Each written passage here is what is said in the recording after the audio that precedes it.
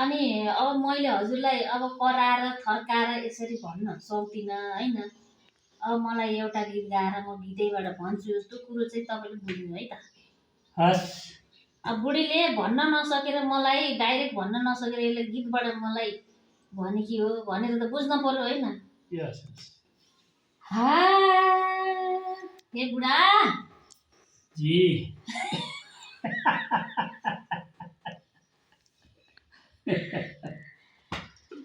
हा कहिले पनि मेरो बुढा भनेको नमान्ने। हे बुढा हा किन होला मेरो बुढा भनेको नमान्ने। हा हे बहिनी जामुना सधैँभरि आफ्नै बुढी नोकर झै ठान्ने हो कि होइन। हा हे मेरा बुढा हा हे बहिनी जामुना बेलै माथि घर आउने बानी पार्न पर्यो। हा हे बहिनी जामुना यस्तो चालले घर चल्दैन साह्रै गाह्रो पर्यो।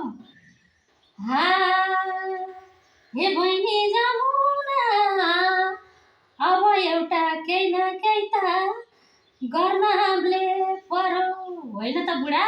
पर्यो कि परेन? पर्यो। हा हे मेरा बुढा उजेलो नभई त जान हुँदैन।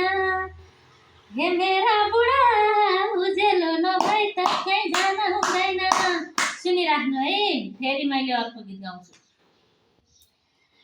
हा हे मेरा बुढा यस्तो चालले भन अब एउटा जुक्ति गरौँ।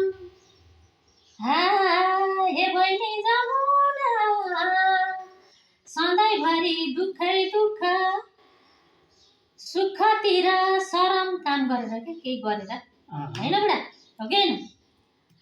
हा हे बहिनी जामुना रहर त तिमीलाई पनि होला नि मनमा हो कि होइन बुढा। हा हे बहिनी जामुना अरू हामीलाई केही नै छैन भएको कमी धनमा हो कि होइन बुढा। हा हे बहिनी जामुना उजेलो नभई त जान हुँदैन। हे बहिनी जामुना उजेलो नभई त जान हुँदैन। हे मेरा बुढा उजेलो नभई त जान हुँदैन।